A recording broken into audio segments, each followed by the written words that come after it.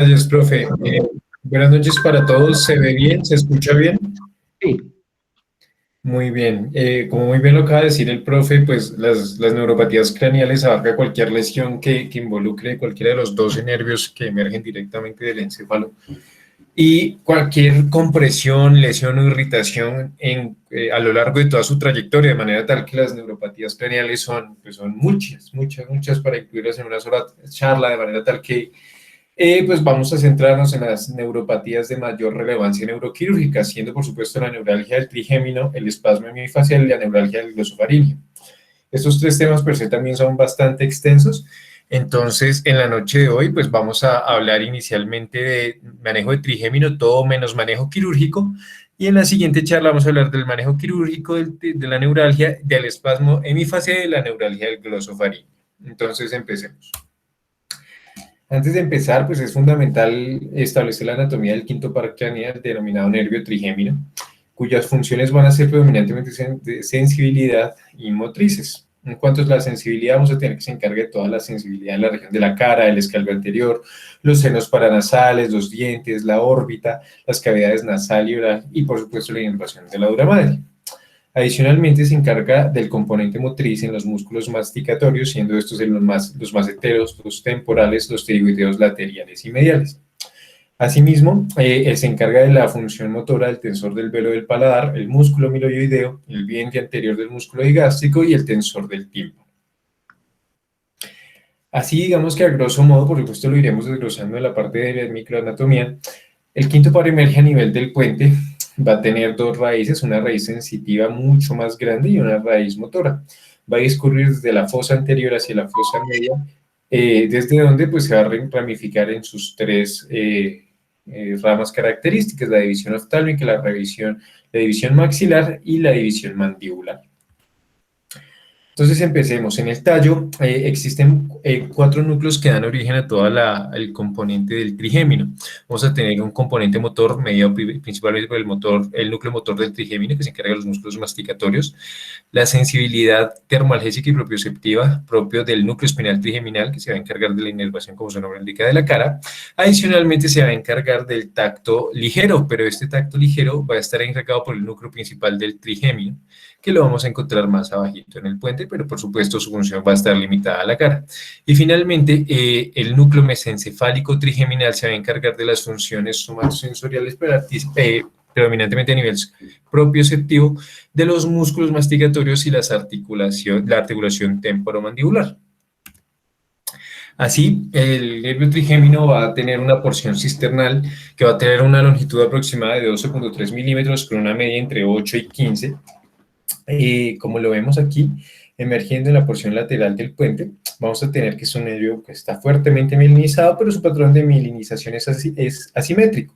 Vamos a tener que el lado medial va a tener más o menos un grosor de 0.1 a 2.5 milímetros, mientras que en su porción más lateral esta mielina va a ser más gruesa, midiendo de 0.17 hasta inclusive 6 milímetros de espesor. Como les mencionaba, este nervio en su porción cisternal se compone de dos raíces, una raíz sensitiva que va a ser la de mayor tamaño, emerge en el aspecto lateral del puente y va a ser medial al brachium pontis. De allí vamos a tener que ya existe una distribución somatotópica de las que van a ser las tres ramificaciones a nivel de la fosa media.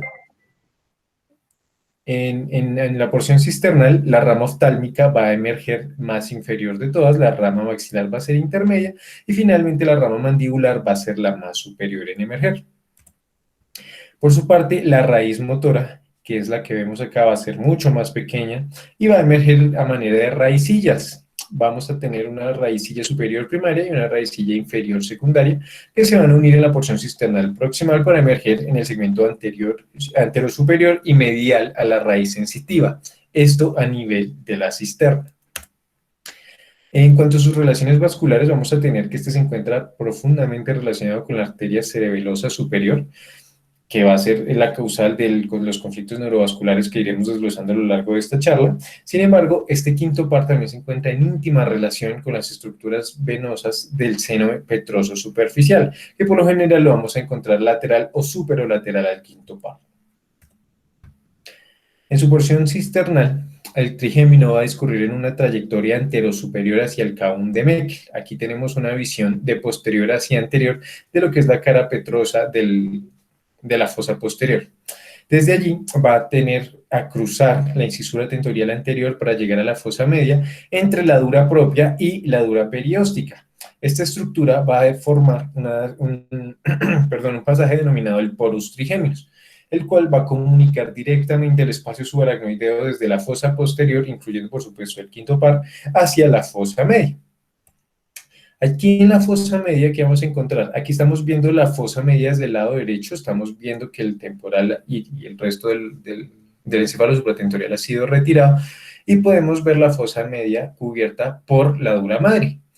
Recordemos que en este nivel la dura madre va a tener dos capas, la dura propia y la dura perióstica. Aquí, al reflejar la dura propia, vamos a encontrar una depresión en la parte más mesial y posterior de la fosa media, inmediatamente lateral al seno cavernoso, desde el cual vamos a tener un límite superior mediado por el seno petroso superficial y el repliegue de estas dos capas de la dura madre, que va a dar lugar al porus trigéminos, que estaría ubicado en este lugar.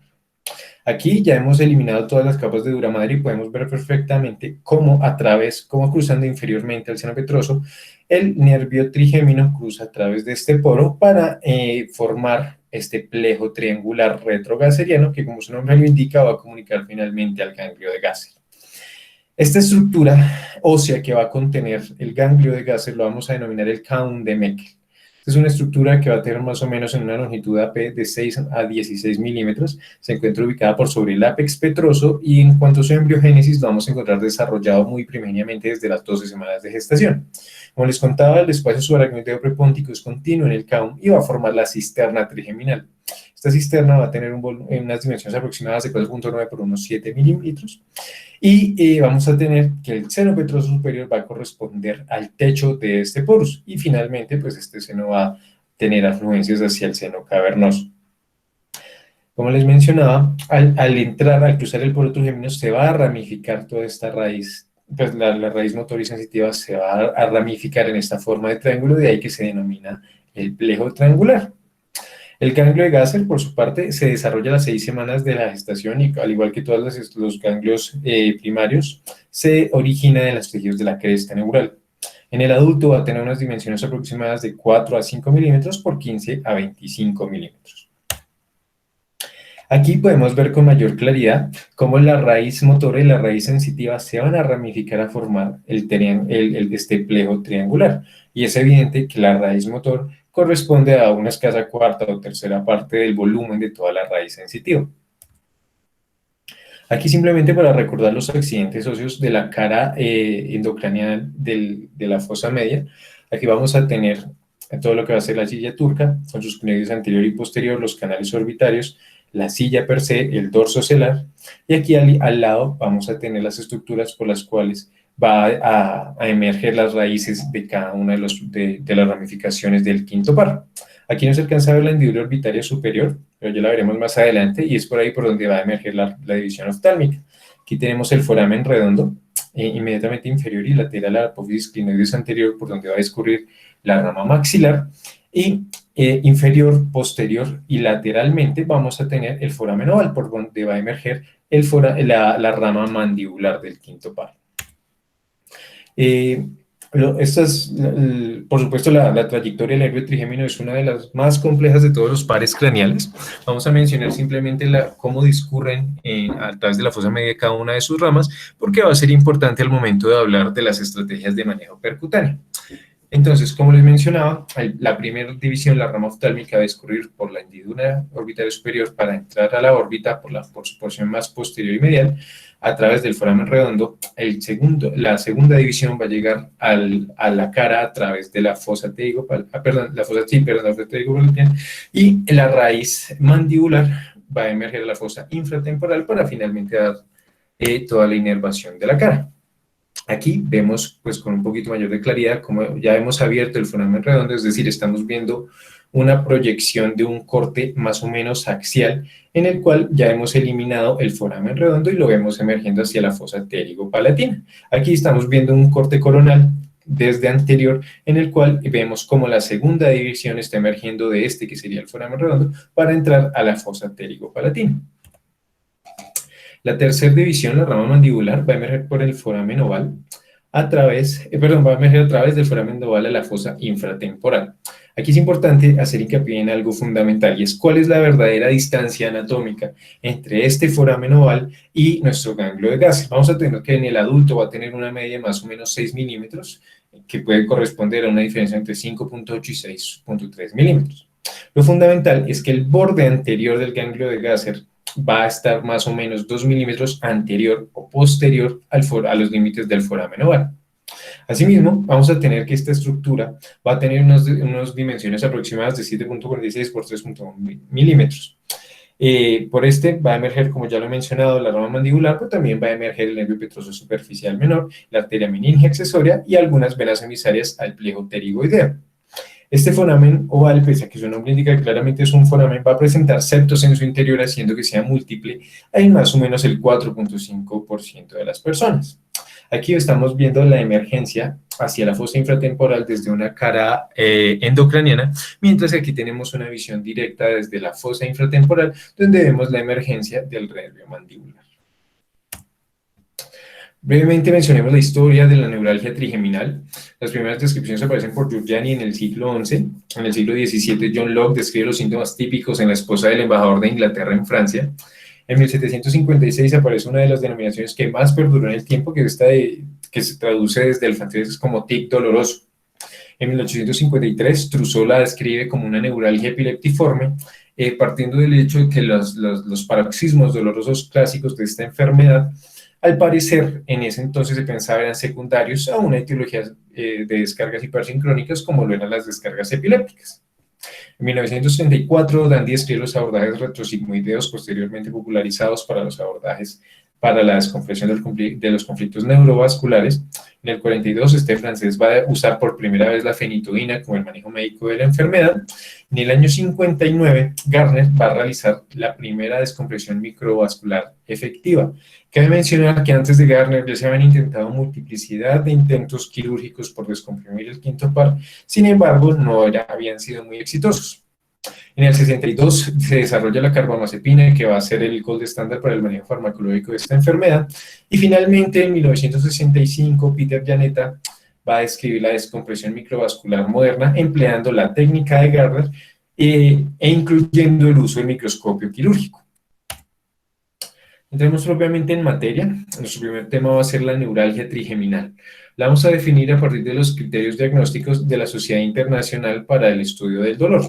Por definición vamos a tener que es un síndrome de dolor orofacial que se restringe a una o más de las divisiones del nervio trigémino. Con excepción de la neuralgia trigeminal causada por la esclerosis múltiple, que vamos a denominar de ahora en adelante la neuralgia trigeminal sintomática, este dolor afecta solo un lado de la cara. Por lo general va a tener un inicio abrupto y una duración brevísima, por lo menos de 2 minutos como máximo. Los pacientes van a describir su dolor como de aparición espontánea y paroxística, que sin embargo puede ser desencadenado por estímulos mecánicos inocuos. Si el paciente refiere dolor adicional continuo y concomitante en la misma distribución y en la misma periodicidad de los paroxismos, vamos a decir que es una neuralgia trigeminal concomitante. Y este fenotipo se puede presentar en cualquiera de las 3 categorías. Entonces, para que estos síntomas atribuibles sean propios de la neuralgia trigeminal, tienen que cumplir estos criterios, que sean de características orofaciales, se distribuyen en alguno en alguno o todos los territorios sensitivos del nervio trigémino, tenga una distribución intraoral, que sea paroxístico y que sea desencaminado por maniobras típicas. Es decir, estos 3 elementos van a ser los elementos claves para el diagnóstico de la neuralgia trigeminal, que como vamos a ver más adelante es un diagnóstico eminentemente clínico. Así, según la IASP, la neuralgia trigeminal se puede subclasificar a sí mismo en 3 categorías. Vamos a tener una idiopática en la que no hay una causa aparente que va a corresponder al 10% de los casos. Vamos a tener una clásica que es aquella causada por la compresión neurovascular de la raíz trigeminal que involucra cambios morfológicos en su raíz. Esta variante clásica va a corresponder al 75%. Y vamos a tener un 15% restante que corresponde a las neuralgias secundarias, es decir, aquellas ocasionadas por un trastorno tipo esclerosis múltiple, un tumor de ángulo cerebeloso, demás. Los dos otros criterios diagnósticos son los de la Organización Interior para el Estudio de la Cefalia. Realmente los criterios no varían mucho. Esta diapositiva la incluyo simplemente para mencionar lo siguiente. Antes, por ejemplo, en Humans todavía aparece descrito los fenotipos de la neuralgia trigeminal clásica. Antes se denominaba a este tipo 1 a aquella forma de neuralgia únicamente compuesta por paroxismos, y una tipo 2 en las que además de los paroxismos existe un dolor continuo y concomitante. Esto de tipo 1 y tipo 2 ya son arcaísmos, ya han entrado en desuso, y hoy decimos que simplemente son de tipo paroxístico puro o de tipo concomitante. Y como les mencionaba, la neuralgia trigeminal sintomática va a ser el término específico que vamos a emplear para designar la neuralgia que esté presente en pacientes con esclerosis múltiple. ¿Cuáles son las características clínicas de la neuralgia trigeminal clásica? Que sea unilateral, que sea paroxística. Los pacientes la describen como choques eléctricos, como punzones, como puñaladas. Va a ser desencadenado por el tacto, por el viento, el lavado de la cara, hablar, masticar, cepillarse los dientes. O sea, cualquier actividad sensitiva o motriz que involucre, por supuesto, las ramas del trigemino. Van a existir unas áreas gatillo específicas en la cara que van a ser individuales para cada persona. Estos episodios de dolor van a presentar exacerbaciones y remisiones e inicialmente van a responder de manera óptima a la carbamazepina. Un elemento diagnóstico clave en la neuralgia trigeminal es que el dolor desaparece en el sueño. Porque una de las teorías que vamos a hablar más adelante, que mencionemos la fisiopatología, es precisamente la de la conducción efáptica y la hiperexcitabilidad de la raíz trigeminal. Situaciones todas estas que se anulan durante el sueño. Vamos a hablar de unos síntomas atípicos de dolor facial atípico que nos van a permitir orientarnos hacia diagnósticos diferenciales. Es decir, que este tipo de dolor sea pobremente descrito, sea constante, sea bilateral, se encuentre asociado a trauma o algún procedimiento quirúrgico u odontológico. Entonces, vamos a describir brevemente cuáles son las características clínicas de la neuralgia trigeminal. Vamos a encontrar que en cuanto a frecuencias, la rama maxilar y la rama mandibular se van a ver comúnmente afectadas, mientras que la rama oftálmica va a verse afectada únicamente en el 5% de los pacientes. Por motivos no muy claros, es predominantemente del lado derecho por sobre el izquierdo y es más común en mujeres que en hombres. Y su prevalencia aumenta con la edad. ¿Por qué aumenta con la edad? Porque, como lo vamos a ver más adelante, la tortuosidad de las estructuras, particularmente arteriales, va a ir aumentando con la edad, teniendo en cuenta todos los episodios de aterosclerosis, amiloidosis vascular, que va a hacer que las paredes de la arteria se tornen turgentes de manera tal que transmitan mejor una onda de pulso a lo largo de la raíz trigeminal. Así pues, por supuesto, va a ser esperable que este sea un trastorno que se presente más o menos entre la quinta y la sexta década de la vida. Sin embargo, también se ha descrito que esta enfermedad ocurre en niños. Aquí, esta es una imagen de un artículo de New England del año pasado, en las cuales hicieron un estudio muy interesante en el cual tomaron estudios poblacionales y mediante mapeo de superficie facial encontraron cuáles eran las áreas gatillo más comúnmente encontradas. Este estudio arroja que realmente, pues como vemos aquí en estos gradientes de color, las zonas que más van a desencadenar la clínica trigeminal típica va a ser aquí inmediatamente superior al pabellón nasal, por sobre la comisura labial, la eminencia malar y debajo del ángulo de la boca.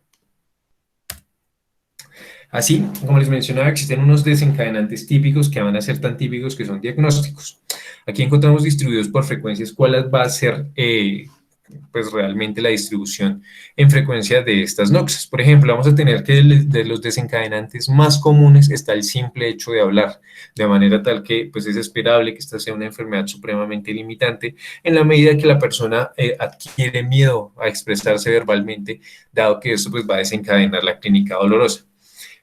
Seguido vamos a tener pues, las ya mencionadas, lavarse la cara, masticación, lavarse los dientes, secarse la cara, comer, beber, afeitarse y demás.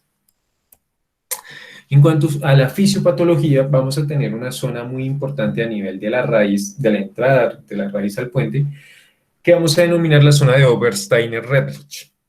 ¿Por qué es importante esta región? Recordemos que en su emergencia a nivel del puente, la mielinización de la porción más proximal de la raíz va a venir dada por la mielina central propiamente dicha, es decir, por los oligodendrocitos. ¿Qué ocurre? A medida que nos vamos alejando en la trayectoria de la cisterna, la porción de mielina va a cambiar de la central a la periférica, es decir, aquí van a aparecer las células de Schwann propiamente dichas.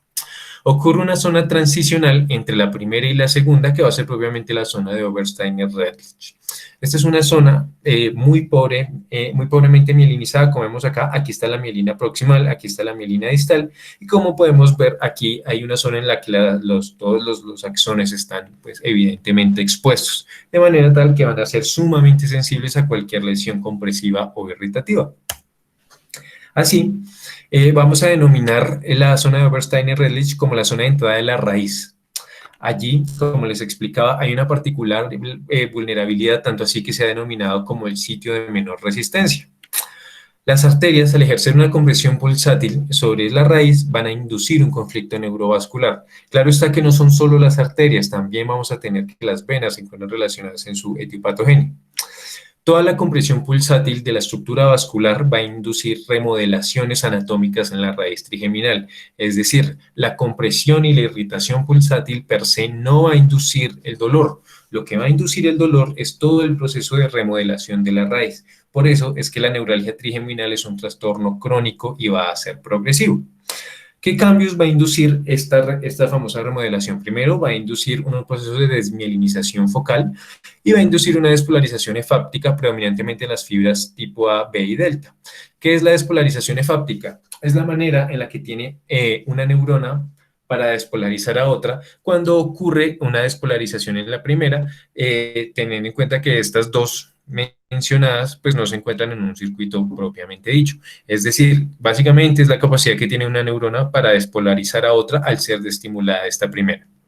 Adicionalmente, vamos a tener unos canales de sodio voltaje dependientes que van a ser mecanosensibles, que son las variantes 1.3, 1.6, 1.7 y 1.8. Es decir, estos van a ser canales de sodio mecanosensibles que, como su nombre lo indica, van a ser susceptibles de despolarización con el estiramiento. Todo ello, ¿en qué va a resultar? En una pérdida del aislamiento iónico, una hiperexcitabilidad neuronal.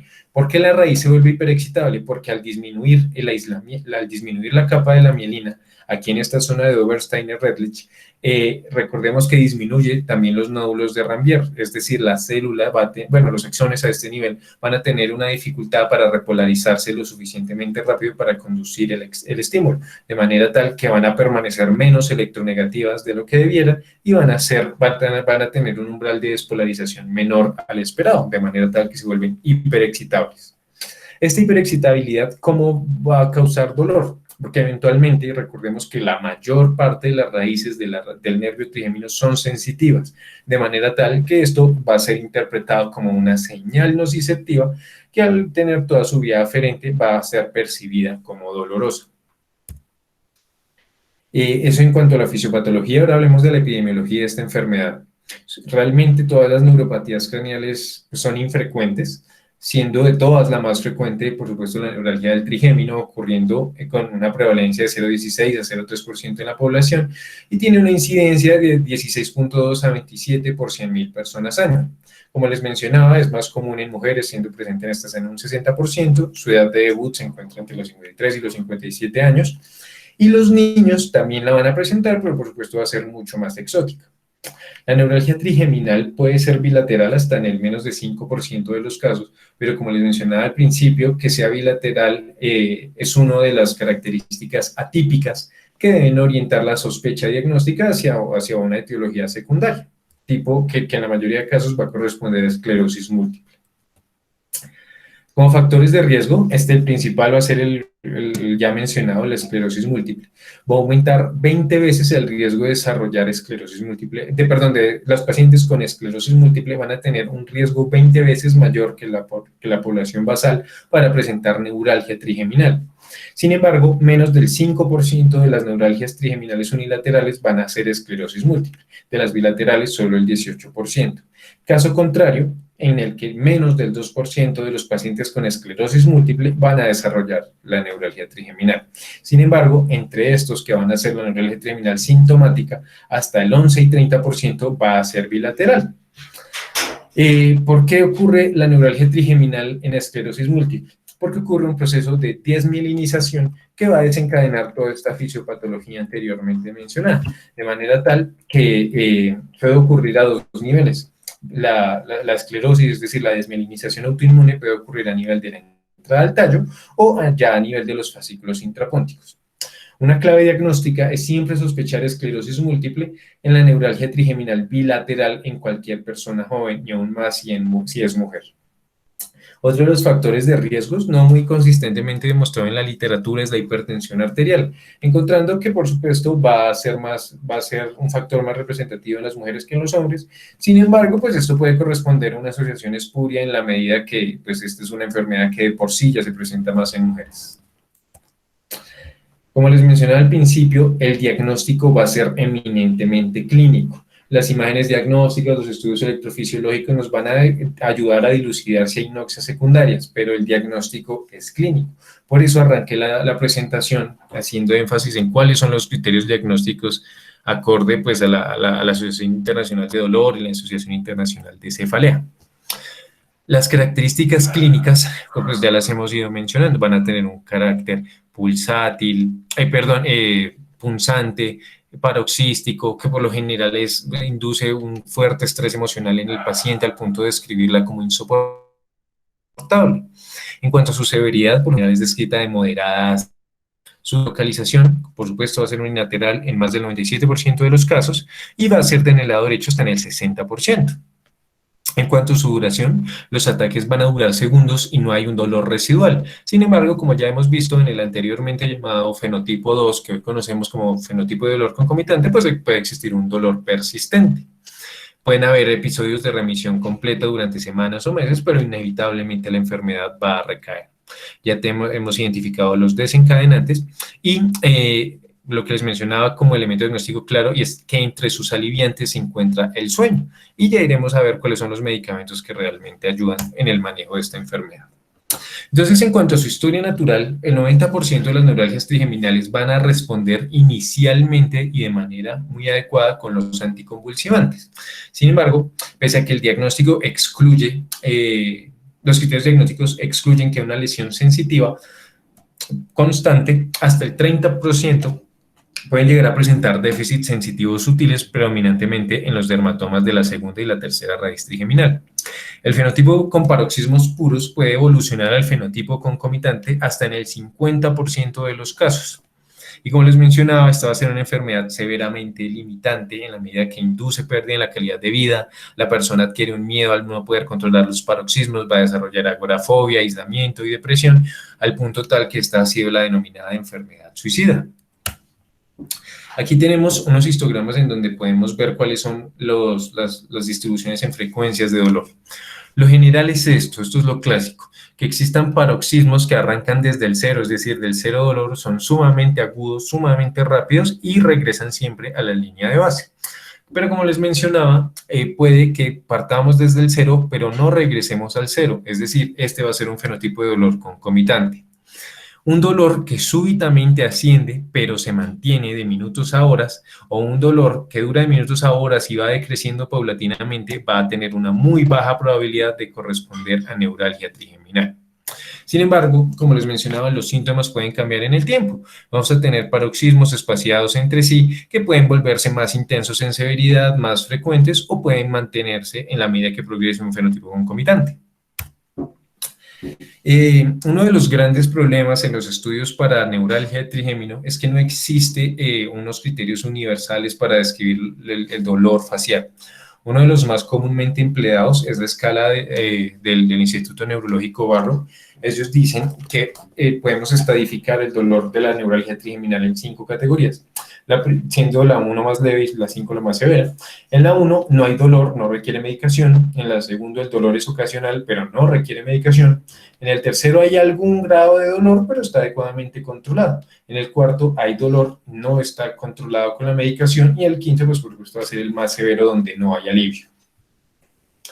En cuanto a los diagnósticos diferenciales, este es algo sumamente importante en la medida que, como ya les mencioné, el diagnóstico es clínico. Así es fundamental saber qué es neuralgia del trigémino y qué no es neuralgia del trigémino. Uno de los diagnósticos diferenciales puede ser la neuralgia glosofaríngea, en el cual el dolor va a ser de similares características, pero como iremos viendo, va a corresponder a unos territorios distintos. La neuralgia del glosofaríngeo involucra el oído medio, la lengua y la faringe. Otra es la neuralgia postraumática, en la que, pues, por supuesto, va a haber un identificante traumático preexistente. En este caso, pues, el dolor puede ser de fenotipo muy similar, pero no es neuralgia trigeminal en la medida que sabemos que es secundaria a una noxotraumática preexistente. Existen otros síndromes de dolor facial idiopático persistente, sin embargo, como su nombre lo indica, van a ser escenarios de dolor continuo. Al no presentarse los paroxismos, pues esto va a orientar a que no es neuralgia del trigémino. Otra es la neuropatía trigeminal dolorosa postherpética. Como su nombre lo indica, va a ocurrir secundario a la infección por el herpes zóster, particularmente el de tipo 1. Este dolor va a ser de características urentes y va a ser continuo, de manera tal que estas características nos van a permitir diferenciar. Existen las formas autonómico trigeminal, el SUNA y el SUNT. Son siglas para dolores cortos unilateral, neuralgiforme, con forma de cefalea con síntomas autonómicos. A diferencia del trigémino puro, va a tener características autonómicas como su nombre lo indica, es decir, puede haber epífora, puede haber congestión conjuntival, de manera tal que estos son herramientas que nos permiten diferenciarlo del trigémino puro. Otras son las cefaleas en racimo, en las cuales van a tener características de dolor similares, pero van a tener duraciones distintas, que pueden pasar desde los 15 hasta los 180 minutos.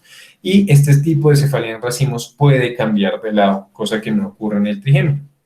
Otras causas de dolor van a ser el dolor odontogénico, las caries, las pulpitis, el trauma dental y demás. Haremos ahora de las imágenes diagnósticas. Como les mencionaba, orientan a un diagnóstico etiológico, pero el diagnóstico va a ser clínico. Nos va a permitir identificar, por supuesto, el conflicto neurovascular y va a poner en evidencia lesiones en ángulo pontocerebeloso, placas de desmielinización y demás. La resonancia magnética cerebral nos va a permitir observar que hasta en el 88% de los pacientes con neuralgia trigeminal va a existir alguna forma de conflicto neurovascular. El 36% de las personas presentan un conflicto neurovascular y son asintomáticos. Es decir, el conflicto neurovascular va a ser un componente necesario, pero no va a ser suficiente per se para ocasionar este síntoma. La resonancia va a ser altamente sensible, pero va a ser poco específica por lo anteriormente mencionado en cuanto a los pacientes asintomáticos. Los elementos que vamos a buscar en la resonancia van a ser alteraciones anatómicas en la raíz trigeminal, llámese dislocación, distorsión, indentación o atrofia de nervio. Cuando identificamos alguno de estos 4 factores, la especificidad va a ser tan alta como hasta el 97%. Vamos a tener distintas modalidades de resonancia para el estudio de esta enfermedad. Vamos a tener estudio para paredes craneales, modalidad fiesta, modalidad CIS. Estas nos van a permitir identificar los conflictos neurovasculares. Estos los vamos a complementar particularmente si la noxa es arterial con una angioresonancia por tiempo de vuelo o si definitivamente nos orientamos hacia un escenario venoso, la herramienta que nos va a permitir caracterizar la anatomía va a ser una angioresonancia con medio de contraste en fase tardía. Básicamente, este esquema lo que nos muestra es lo anteriormente mencionado, es decir, queremos identificar en resonancia cualquier tipo de alteración macroscópica en la raíz trigeminal.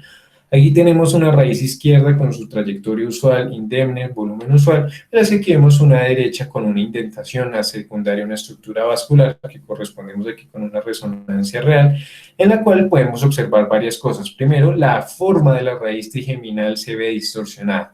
Vemos que aquí, esta tiene una forma triangular que se ensancha a medida que progresa su trayectoria en la cisterna, mientras que aquí va a adquirir una forma un poco más oblicua y se va a ver deformada e indentada en la medida que hay estructuras vasculares que están distorsionando. Asimismo, van a existir cambios muy sutiles, como por ejemplo diferencias volumétricas en cuanto a la raíz trigeminal, que orienta a que ya existe un proceso de remodelación secundario al conflicto neurovascular. Aquí, más de lo mismo, aquí podemos ver las diferencias de un quinto par derecho completamente sano, indemne y una trayectoria usual, mientras que aquí vemos un quinto par contralateral que está en íntimo contacto con una arteria, seguramente la AICA, o la cerebelosa superior, y vamos a tener que está indentado y deformado. Aquí en las secuencias coronarias, en las secuencias sagital, donde podemos pues, corroborar lo mismo.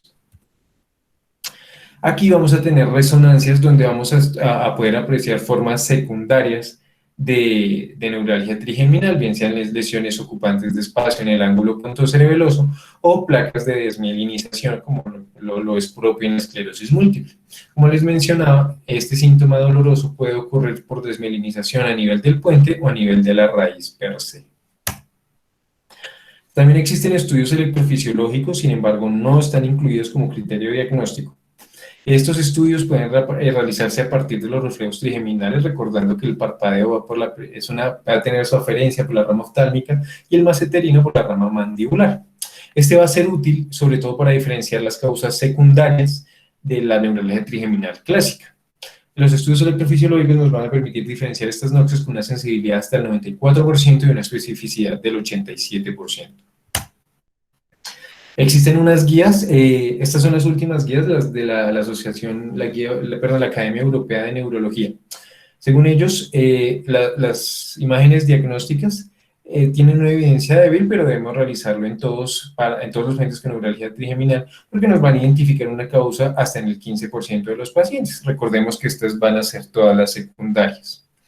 Realmente no hay una imagen, una modalidad diagnóstica que sea un gold estándar, porque como el diagnóstico es eminentemente clínico, las imágenes únicamente nos van a orientar para diferenciar etiologías secundarias. Hablemos ahora de las estrategias de manejo médico.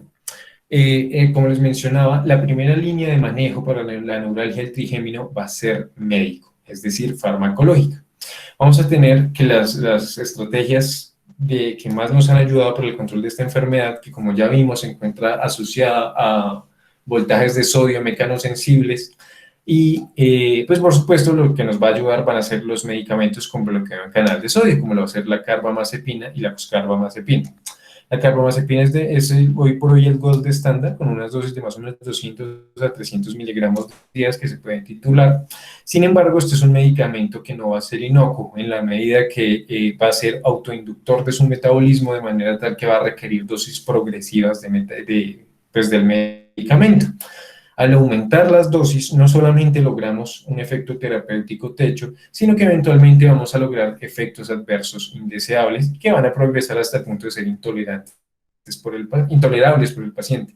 Entre estos vamos a encontrar la diseusia, la hiponatremia, el mareo, la somnolencia, las náuseas, las dificultades para la concentración. Como manejo de primera línea también podemos utilizar la oxcarbazepina. Recordemos que esta es ya la forma activa de la carbamazepina, que no va a inducir de la misma manera su metabolismo. También vamos a tener distintos medicamentos de segunda línea, el baclofeno, la lamotrigina, ya de tercera línea el levetiracetam, el topiramato, el gabapentin. ¿Qué ocurre? Que realmente cuando uno tiene una falla con alguno de estos dos medicamentos, lo que orientan las guías es que al de primera línea lo mantengamos y empecemos a adicionar manejos de segunda o tercera línea. Sin embargo, pues al estar sumando tantos medicamentos vamos a tener la toxicidad asociada a los mismos, un pobre control sintomático, porque como ya les mencioné, este es un síndrome crónico que va a evolucionar en el tiempo, de manera tal que eventualmente los medicamentos van a perder su efectividad. Como les mencionaba, la carbamazepina va por una vía metabólica diferente, de manera tal que no va a inducir su metabolismo. Pues existen bloqueadores de canales de calcio, demás bloqueadores de canales de sodio, pero realmente su utilidad va a ser muy, muy limitada una vez que nos falle la carbamazepina. ¿Qué dicen las guías? Que la carbamazepina debe ser el manejo de primera línea, que la carbamazepina también es una opción razonable, y que si fallamos podemos empezar a incluir los demás medicamentos. ¿Qué ocurre? Que si a partir de la segunda línea realmente la evidencia a favor o en contra de su uso es realmente débil, de manera tal que pues no se recomienda insistir tanto en el tratamiento médico una vez hayamos alcanzado un tope terapéutico y debemos optar por estrategias quirúrgicas más tempranas. Este va a ser un manejo puramente sintomático, vamos a controlar los síntomas. No estamos resolviendo la etiopatogenia de manera tal que la enfermedad va a seguir su curso natural. Eventualmente va a haber una disminución en los periodos de remisión, vamos a tener toda la autoinducción del metabolismo, su suma de efectos adversos, que su alivio sintomático es decreciente en el tiempo. y vamos a titular la dosis hasta que los efectos secundarios ya sean insoportables por el paciente. Recordemos que esta es una enfermedad pues, ya de adultos, inclusive de adultos mayores, que de por sí van a tener una polifarmacia y al incluir más medicamentos pues solo vamos a empeorar el problema. Tanto así que hasta el 70% de los pacientes que son llevados a descompresión microvascular hubieran deseado haber sido operados más tempranamente. Entonces, este es el algoritmo de diagnóstico el algoritmo de tratamiento que plantean las guías. Apartamos de un diagnóstico clínico establecido, podemos usar Oxcarva o Carva. Si responde, pues el paciente está muy bien, el paciente está contento, pero si no responde, empezamos a sumar medicamentos. Este es el punto que más nos interesa. ¿En qué momento debemos de dejar de dar un manejo médico para empezar a llegar a un manejo quirúrgico? Pues por supuesto, al ser una enfermedad de manejo médico, en primer lugar lo va a manejar el neurólogo. Y cuando ya la enfermedad pues, se sale de las manos es cuando llega la consulta de neurocirugía. Como les mencionaba, uno de los elementos más críticos es decir, en qué momento es ideal llevar al paciente a cirugía. ¿Qué ocurre? Muchos de los estudios han demostrado que la mayoría de los pacientes hubiesen querido operarse antes. ¿Por qué? Porque cuando son llevados a cirugía es cuando el dolor ya está vuelto absolutamente insoportable y el paciente va a optar por cualquier opción, incluyendo la cirugía. Lo ideal es que, pues en eso sí son claros estos algoritmos, es que uno debería conciliar con el paciente desde un primer momento cuál va a ser el punto a partir del cual vamos a optar por la opción quirúrgica y no dejarla como una estrategia de rescate, sino simplemente tenerla en la mesa pues desde el principio. Una vez hemos establecido un diagnóstico claro, hacemos todas las estrategias de manejo no farmacológico, es decir, todo el manejo del dolor, la ansiedad y demás. Vamos a proceder al manejo farmacológico y finalmente vamos a llegar al manejo quirúrgico. El manejo quirúrgico lo podemos diferenciar en dos grandes ramas. Uno va a ser los procedimientos conservadores y los otros van a ser los procedimientos ablativos al ganglio de Gasser.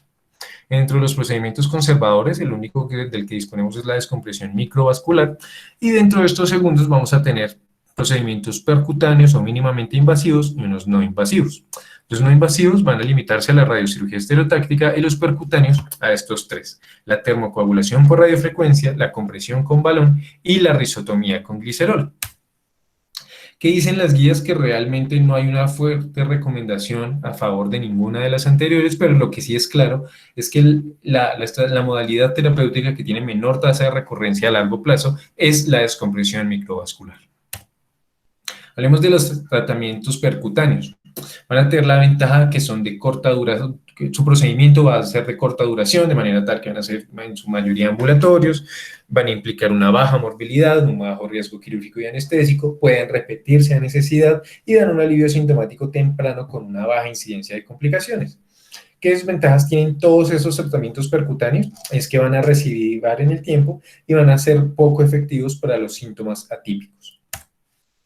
¿Cuáles son las indicaciones? Como les mencionaba, las guías no las estandarizan, pueden emplearse como recurrencia tras la descompresión microvascular o en aquellos pacientes que tengan alto riesgo quirúrgico o que por lo demás no sean candidatos a cirugía. Estos percutáneos son altamente indicados en aquellos pacientes con una neuralgia trigeminal sintomática en esclerosis múltiple. También en pacientes muy ancianos o cuyas comorbilidades contraindican el procedimiento. En aquellos casos en los que hay un infarto póntico con compromiso de la raíz trigeminal, porque en este caso la descompresión microvascular no va a resolver la etiopatogenia. Y para las placas de esclerosis en puente. Es decir, los tratamientos percutáneos están indicados para cualquier escenario, pero particularmente van a ser más efectivos en la esclerosis, en la neuralgia trigeminal sintomática. ¿Qué características tienen todos estos en común? Todos inducen una lesión en la raíz sensitiva del quinto par, difieren en su especificidad para tipo de fibras y difieren en el tipo de lesión. La termocoagulación por radiofrecuencia va a inducir una lesión física, la risotomía por glicerol una lesión química, la compresión con balón una lesión mecánica y la radiocirugía estereotáctica pues una. En cuanto a sus generalidades, la compresión con balón no requiere la colaboración del paciente y la podemos hacer bajo anestesia general. La radiofrecuencia sí va a requerir una colaboración, podemos hacerla con anestesia local o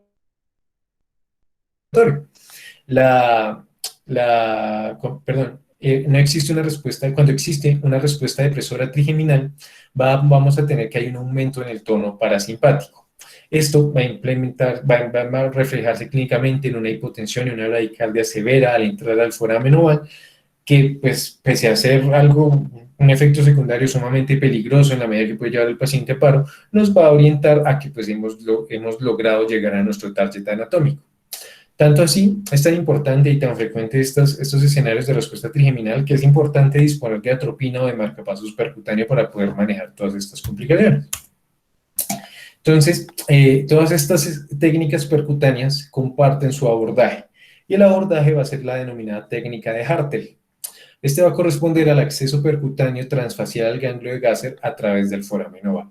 Como les mencionaba, va a ser común para los tres tipos de procedimiento percutáneos. Vamos a arrancar en el posicionamiento, vamos a poner el paciente en decúbito supino con la cabeza en neutro, más o menos con una extensión cervical de 15 a 30 grados que lograremos con un rollo interescapular. Y lo que vamos a querer es finalmente desde la posición del cirujano lograr una proyección submental desde el vértex al foramen oval. Por supuesto, el cirujano va a posicionarse al lado del sitio a intervenir. Nuestro punto de entrada lo vamos a ubicar más o menos 2.5 centímetros lateral a la comisura labial ipsilateral y 1 centímetro inferior al plano oclusal dental, que es lo que vemos acá representados. 2 centímetros desde la comisura, 1 centímetro debajo, a más debajo del plano oclusal. La trayectoria de esta aguja va a ser enteramente submucosa y la vamos a dirigir hacia una intersección del plano sagital medio pupilar con un plano coronal que se encuentre de 2 a 3 centímetros anterior al trago. De nuevo, la intersección de un plano sagital con un plano coronal que vamos a posicionar más o menos 2 a 3 centímetros anterior al trago. Ese va a ser los reparos anatómicos según Hartel para acceder percutáneamente al foramen oval. ¿Cómo lo vamos a hacer? Con una aguja de más o menos 14 gauge, con un obturador romo, por supuesto para no inducir una lesión iatrogénica al ganglio.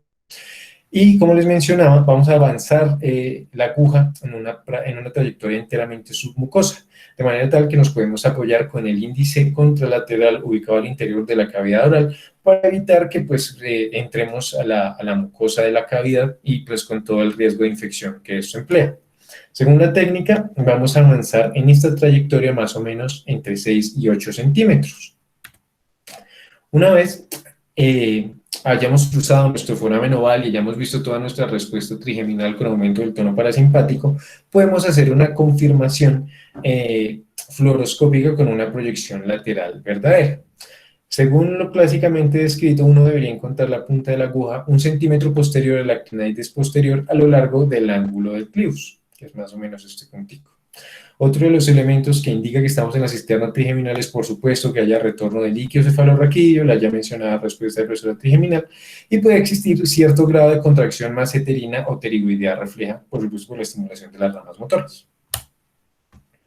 Aquí tenemos una muy buena radiografía de esta proyección submental al vértex, donde podemos ver con claridad el foramen oval. ¿Listo?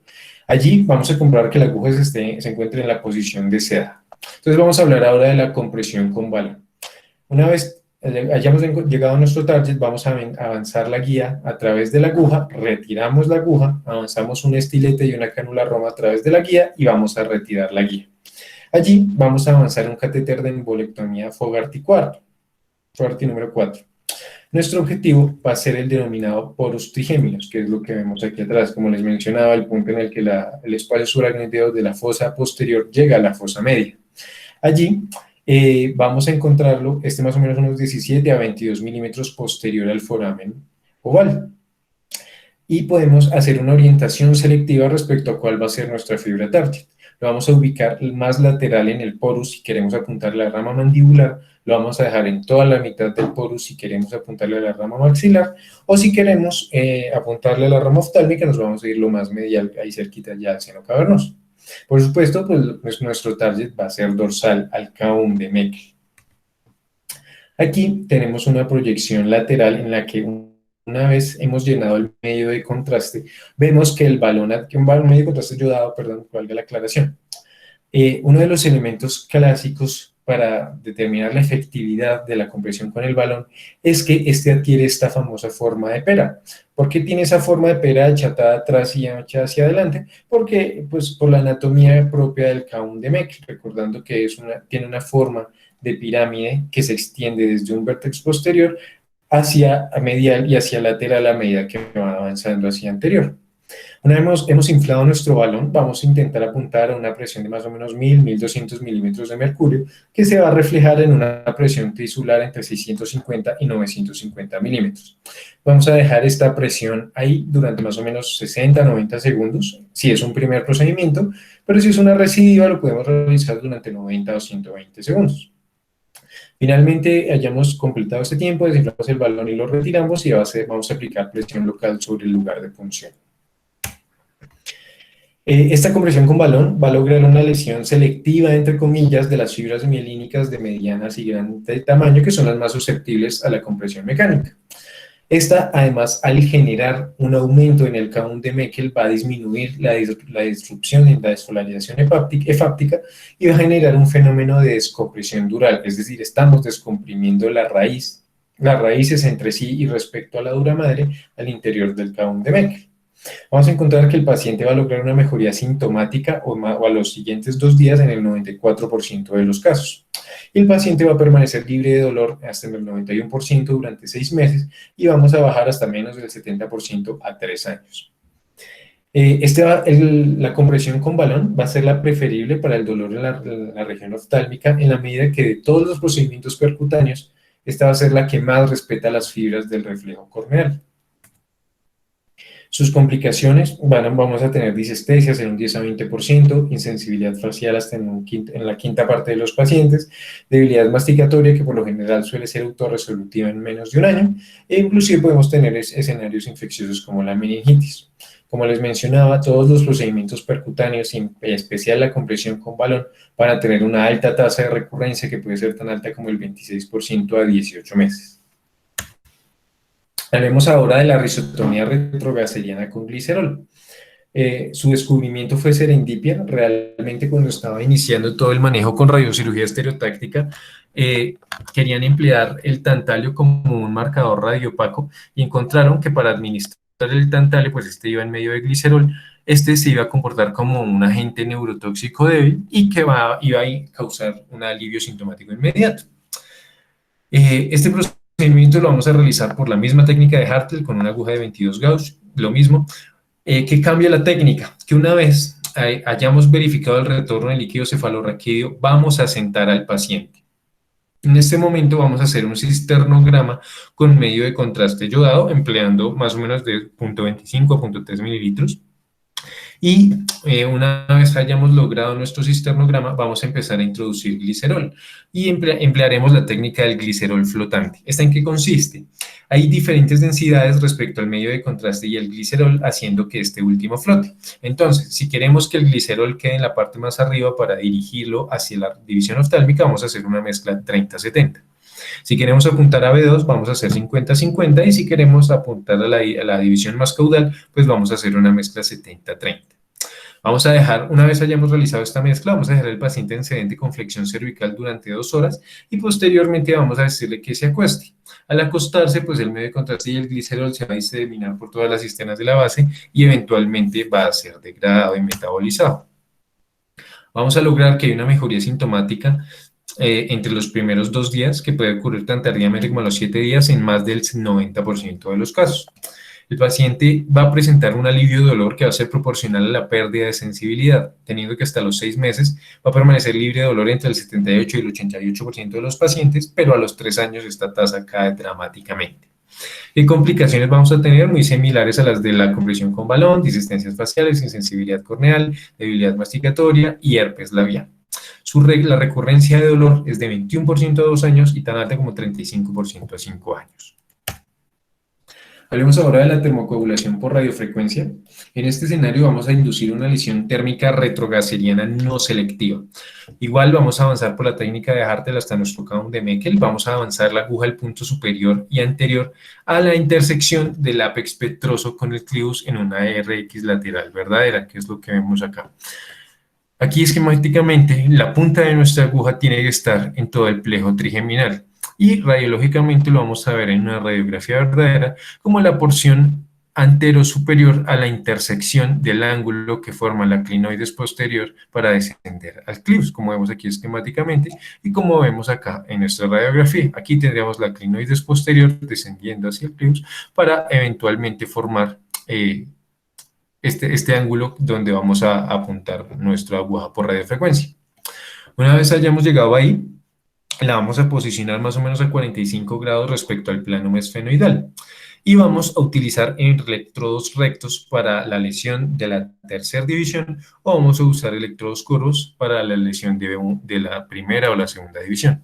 Así, como les mencionaba, existe una distribución somatotópica de las tres divisiones trigeminales a nivel de este ganglio. Entonces, si queremos apuntar hacia la división mandibular, vamos a apuntar hacia las 10 del reloj. Si queremos la maxilar, hacia las 11 y si queremos oftálmico, hacia las 12. Y allí vamos a verificar que nos encontremos en el target mediante la verificación adecuada de la temperatura del paciente. Vamos también a medir la impedancia al interior del ganglio de Gasser, que debería ser entre 150 y 350 ohm. Y aquí vamos a emplear el paso más importante en este procedimiento, que es el mapeo sensorimotor. Por esto es importante que el paciente esté despierto porque su colaboración va a ser fundamental. ¿Qué vamos a hacer? Básicamente vamos a entrenar al paciente antes de cirugía, vamos a ayudarla a que identifique claramente sus tres dermatomas trigeminales y mediante un electroestimulador vamos a hacer estímulos de 50 Hz con pulsos de 1 milisegundo y amplitud de estos voltios para buscar la correspondencia de este estímulo con las áreas de máximo dolor. Ello con el propósito de inducir una lesión por termocoagulación de las áreas más, perdón, de las raíces nerviosas más hiperexcitables de manera tal que el alivio sintomático sea máximo. ¿Cómo vamos a inducir la lesión? Más o menos a 0.5 volts a 75 Hz, logrando una temperatura entre aproximadamente 75 y 80 grados centígrados por 90 segundos con una media de 30 a 120. El objetivo va a ser la hipoestesia en el territorio blanco. ¿Y cómo vamos a objetivizar dicha hipoestesia? Con la pérdida de la capacidad para la discriminación del tacto de la punta y el tacto rombo. Como todos los procedimientos percutáneos, este va a tener en común con sus compañeros que el grado de alivio sintomático va a ser proporcional al grado de pérdida de sensibilidad facial. Existe una mejoría en el posoperatorio inmediato hasta en el 97.6% de los pacientes y una de las estrategias confirmatorias por electrodiagnóstico es la pérdida irreversible de los potenciales trigeminales evocados de latencia larga. Tras una única sesión, los pacientes van a permanecer libres de dolor en 5 años hasta el 57% y en 15 años hasta el 42.2%. Las múltiples sesiones en 5 años van a permanecer libres de dolor el 92% y tras 15 años hasta el 97%. Sin embargo, al igual que todos los anteriores, este procedimiento va a tener una alta tasa de recurrencia, incurriendo que hasta en 11.6 años va a ser del 7.8%, 14 años 25%, y va a ser inversamente proporcional al grado de hipoestesia inducida. En cuanto a sus complicaciones, se comparten con los anteriores, la debilidad masticatoria, las disestesias, la insensibilidad corneal. ¿Y por qué puede fallar nuestra radiofrecuencia? Porque existe una variabilidad interindividual en la distribución somatotópica de las fibras o que nuestro mapeo sensorimotor haya sido insuficiente. Y bueno, no sé si les parezca parar la presentación en este momento y pues más adelante les terminaré de hablar de radiocirugía, cirugía y los otros dos tipos de neuropatía craneal. Bueno, de acuerdo. Veo que la siguiente charla, la diapositiva era sobre estereotaxia, sobre radiocirugía estereotáxica, ¿no? Pero sí es un tema muy extenso que merece la pena profundizar en la otra técnica quirúrgica más frecuente que usamos, que es la descompresión microvascular y que usted nos va a ilustrar mañana, ¿cierto? Sí, señor. Vamos a hablar. Sí, señor.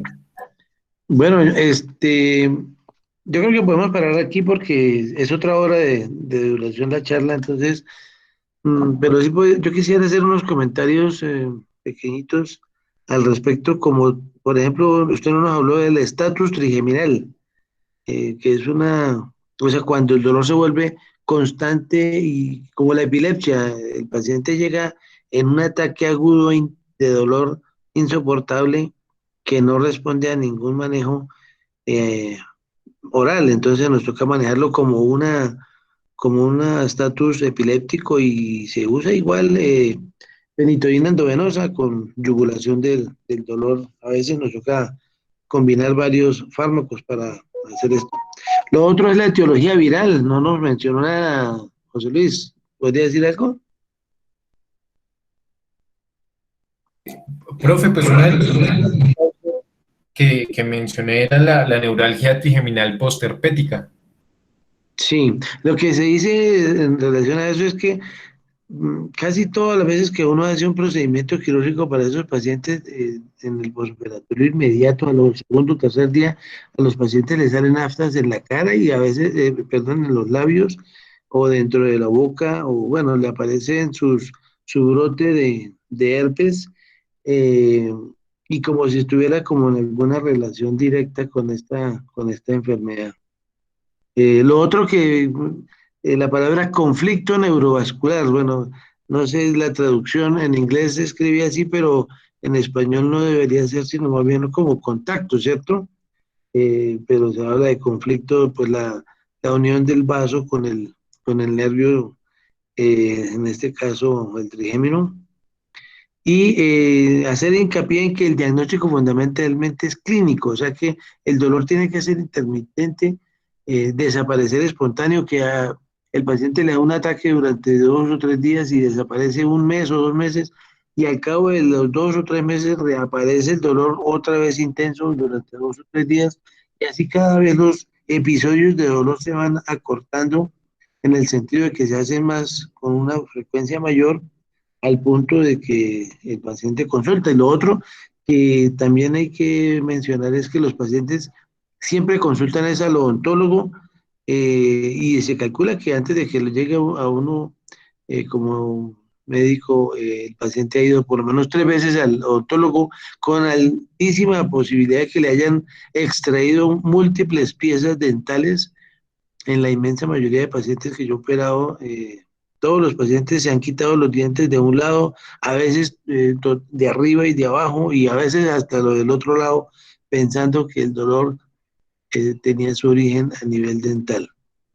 Entonces, ese comentario, no sé si los colegas tengan más comentarios para agregar. Buenas noches. Doctor Suero, buenas noches, ¿cómo me le va? Bueno, no, la neuralgia trigémina es un tema muy bonito, eh, en donde lo que yo vi en otros sitios con relación a Colombia es que aquí el neurólogo se casa con el paciente, ¿no? No lo refiere de manera precoz, sino prefieren darle y continuar con tratamiento médico, y uno lo que opera son pacientes de 8, 10, 12 años de neuralgia del trigémino, y eso en otros lugares del mundo no pasa. El paciente no, o sea, es referido de manera más precoz.